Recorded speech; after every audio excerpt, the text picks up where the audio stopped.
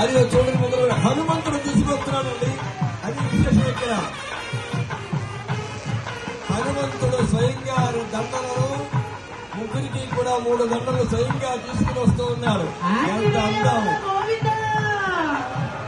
ఎంత ముచ్చట, ఎంత అందం, ఎంత ఆనందం. హనుమంతుడు ఆ రామయ్యే కదా ఈనాడు వెంకటేశ్వరుడిగా అవతరించాడు.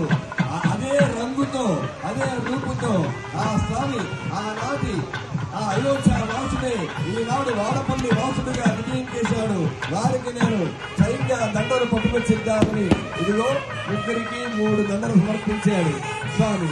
అందరూ కూడా గట్టిగా చెప్పండి, ఆంజనేయ వరద గోవిందా. ఎంత ముచ్చటగా ఉందండి, చాలా